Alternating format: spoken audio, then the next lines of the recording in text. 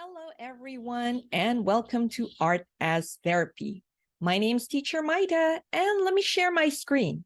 This is your orientation video. Welcome to Art as Therapy. I'm Teacher Maita, and here are my links if you want to connect with me. So I do Art as Therapy online and in person. So I am in Davao in case you want to book me here.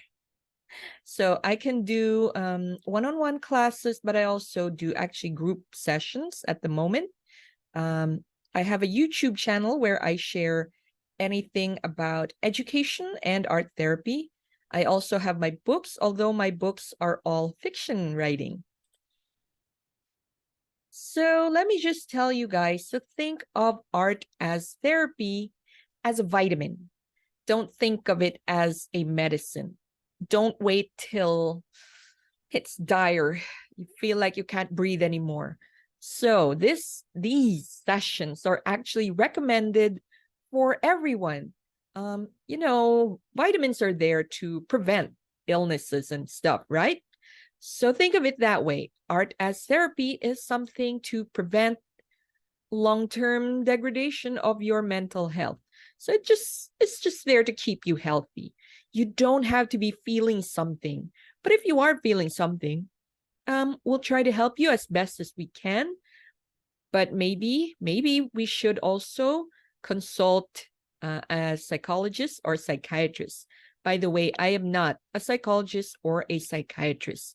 I've had 10 years of experience with art as therapy, but my training is really in arts. So I do non-clinical art as therapy work. So let's do a simple exercise. Now, this doesn't really have any bearing on your mental health or anything, but look at these 4 portraits here. You have Vermeer, girl with a pearl earring, Da Vinci's Mona Lisa, Van Gogh's self-portrait, and Salvador Dali. So I put a little picture of Salvador Dali's clock there. Any of these portrait maybe resonates with you currently, like right now. Don't look at it like, is there a meaning to this or what? Not really. This is just a simple, light-hearted exercise. Maybe it's the expression on their faces. Maybe it's their art styles that you like. Maybe it's the fact that it's based on gender or not. So feel free to just choose. Just at the top of your head, just choose. Okay, so we'll go to the next slide. I saw this online, so I said this doesn't really have any bearing, but it is something artistic. Somebody made this. What pain level are you? So if you chose like a Vermeer, it's like, I feel a twinge now and again. And if you pick Mona Lisa, you can still grin and bear it. And well, Van Gogh is more like can't talk anymore. But if you go pick Dali, not even human anymore. So this is just something funny to break the ice. Alrighty, so every session will have a breathing exercise, but because I'm making this video, we're not going to have breathing exercise. Here's some of the things we've done last cycle. So I have not put any artworks from the students because those are personal, but I am willing to share mine. So these are some of the pictures of the artwork that I've done that I've shared in class. Because I will be doing these with you. So here's some more. We have done a lot of neurographic art. We've done it twice, and we will be doing some more because it's very good to do neurographic art in different styles. So don't worry.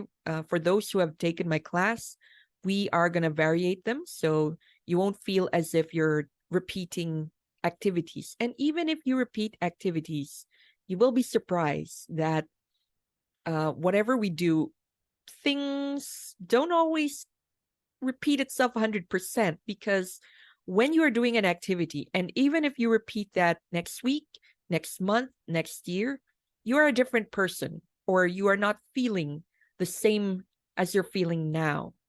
So your roles, like this one, your 7 roles in life would change. So mine often changed because there is a point in time where I wasn't a project manager, or there was a point in time I actually wasn't a writer yet, or there's a point in time that I was not a doggy mama, I was a cat mama. So things will change. And our final session is usually a self-portrait. I like doing self-portrait because it will really let you reflect, not just your self-image, but also what you're feeling, what you're doing, and generally you confronting you. All right. So art therapy, or art as therapy, is a tool to help express, de-stress, decompress, and meditate. Please emphasize on tool. Okay. It's not the end all be all. It's not a miracle capsule that you just take 1 or 2 sessions and you'll be okay. It's not. It is the tool we use to get to that place where we feel comfortable with ourselves, where we feel calmer, where we feel not so stressed. Okay, so why use art? There are so many types of therapy tools out there. Why do I choose art? And by the way, art has a lot of branches. There's 2D art, 3D art, and 4D art. So some people do use 4D art, like music, theater and acting, Broadway, dance, different kinds of dance as their therapeutic tool. In our case, we will be using 2D art or visual art. So art is the highest form of learning. As artists, designers, we construct, we assemble, we paint, we express, we create. So we do all these things. Why? Let me share with you something. This is Bloom's taxonomy. Mr. Benjamin Bloom, created a taxonomy of learning, this hierarchy of learning.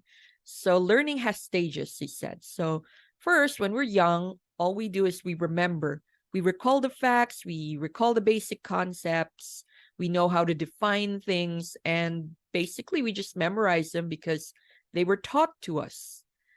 Then we can't stop there. We have to go to the next tier of learning, which is to understand. We explain ideas or concepts. We begin to describe them, to classify, discuss them with others, try to explain them to our teachers. Then we apply them.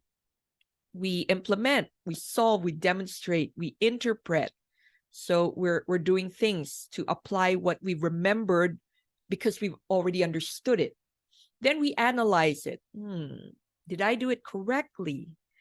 If they gave me a test or they questioned me about it, would I think this is correct or this is not correct? Then after that, you'll learn to evaluate or to appraise, to even argue, to judge, to select, to support, to critique, to weigh in what you feel or what your opinions are. Because then you're evaluating things. This is a good artwork. This is not a good artwork. This is a good day. This is not a good day. Then finally, the highest form of learning is to create. Now you've remembered, you've understood, you've applied, you've analyzed, you've evaluated, then you know how to create something. You'll assemble and disassemble.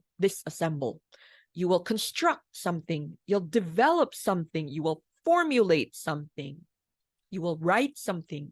You can even investigate something. You will create something original out of your understanding. So sometimes we will be talking about brushstrokes. Sometimes we'll be talking about techniques. You can evaluate that this is something good for me. It's something that I like to use for my art as therapy, and I will create something out of that. So Bloom's taxonomy is the framework by Mr. Benjamin Bloom and his friends. So there are the 6 major categories, and the highest form of it is putting it into practice to create. And that's the reason why art therapy works. But art therapy will only work if you are willing to try and make it work for you. Because if it's not working, perhaps there's a different form of therapy that you could try, or there's a different tool that's right for you. Now, you don't need to have artistic skills. You just need to have the willingness to use art. You don't have to be the best artist, but you just want to use this creation tool for your form of therapy. So I do have in-person session, but it's in Davao. You may book me through Airbnb experiences. When I go to Manila, you could also book me there. Okay, so I have online group sessions. I can have one-on-one, but that is a different rate. Okay, so our sessions for the group session, the online group session, starts second week of January.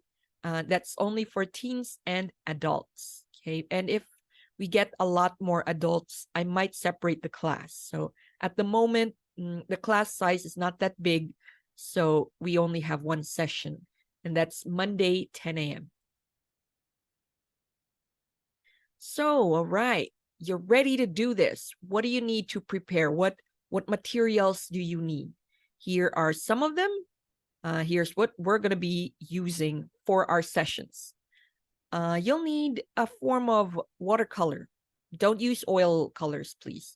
You may use acrylic, gouache, watercolor pencils, watercolor pastels, aquarels, anything that's water-based. That is because it dries faster and less harmful to your lungs. Okay, so oil is not very good for your lungs. So yeah, and it also takes a long time to dry. You might want to color on top of it, so you need something that dries quicker. Now, since we're using watercolor, you will need watercolor paper. You can buy watercolor paper separately, or you can use a canvas, maybe just 2 canvas. A flat canvas would do. You do not need stretch ones unless that is your preference. The flat canvas, or what they call canvas panel, the flat one, is cheaper than the stretch canvas, the one in the wooden frame. I think you can buy wooden frame stretch canvas in Daiso or 88 peso store. There's also a national bookstore, but I think they're pricier. Or if you have time to shop online, you can shop in various online places. And then we'll need, of course, a sketchbook. Your sketchbook, I will explain where your sketchbook will be used. Okay, then you'll need crayons, colored pencils, and markers. So if you prefer using crayons, pastels, that's okay too. Colored pencils would be the best because it's got less mess. And markers if you prefer markers. We will also need markers, the black one at least, and a ballpoint pen or gel pen, whichever you prefer, especially when we do neurographic art.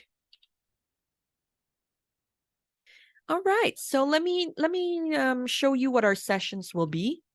Here is our 8 sessions. It might be 1 hour, but we might extend 2 hours, depends on how fast everybody is. Okay, so here are some of the sessions that we will be doing. It can change because after the first 2 or 3 sessions, I have to gauge where the class direction goes to, because some of you might need something else. We will be handling that differently. Like session 4, I thought we would start the class November, but we pushed the class all the way to January. So session 4 will no longer be designing a Christmas pack. We will be designing a summer pack instead. Okay, so session 5, so it's more self-image. I will also gauge based on session 1, 2, 3, how we tackle self-image. So we are going to be tackling self-image in session 5, 7, and 8. But if I feel like you guys nailed it in session 5, we might change session 7 a little bit and session 8. Okay, so I do tailor fit the class as a whole, but I do try to tailor fit your sessions, our sessions, so that it will help as much people in the class that I can. Okay, so I'm not gonna stick to this 100% if I feel like the direction of the class is there. So it is really imperative that you can share to me some of your work, even private message me or direct email me. That will help me gauge the class. So I gauge the direction of the class depends on who shares their artwork. I don't require you to share your reflection. Your reflection is very personal to you, but how I interpret your work will help. So if you can send me your work after class, it will really, really help. Okay, so this is my website and this is my Facebook. My website is more or less geared towards writing because I do use writing as a form of expression and decompression. But you can also follow my Facebook, Teacher Maita. That way you can be abreast of some things that I post, videos that I make, and other things that I share. Okay, so let's talk about your art journal.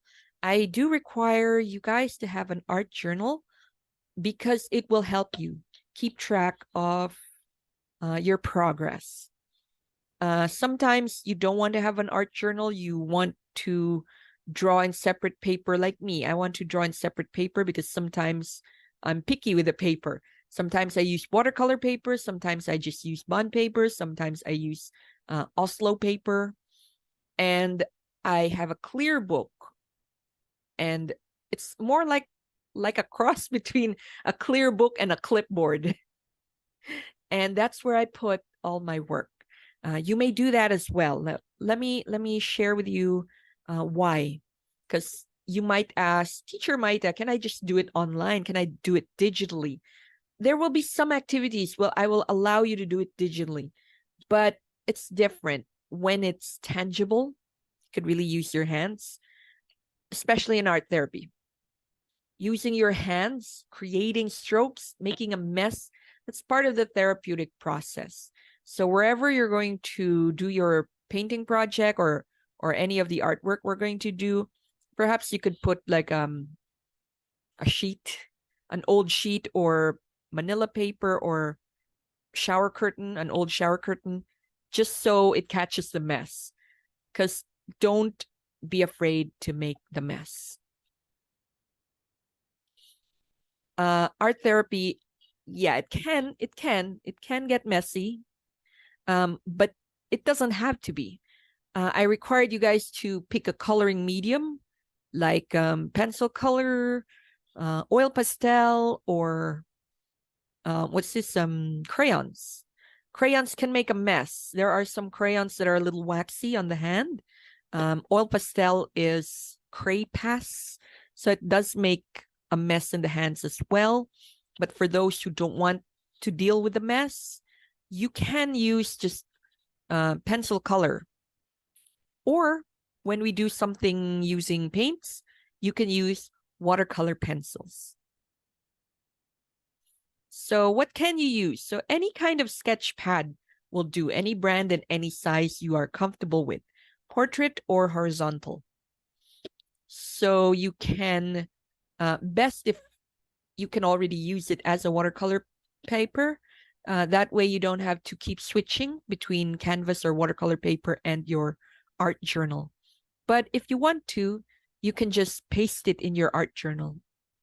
Okay, so you can use multiple mediums in it. That would be the best. So you can sketch on it. You can use the paints on it.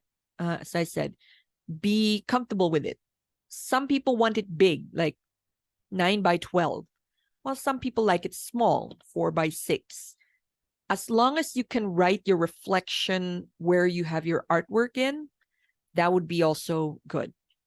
Okay, so you need a lot of reflecting time here. So it's best you can put writing on some of them. So I went to the department store. This is actually in Landmark.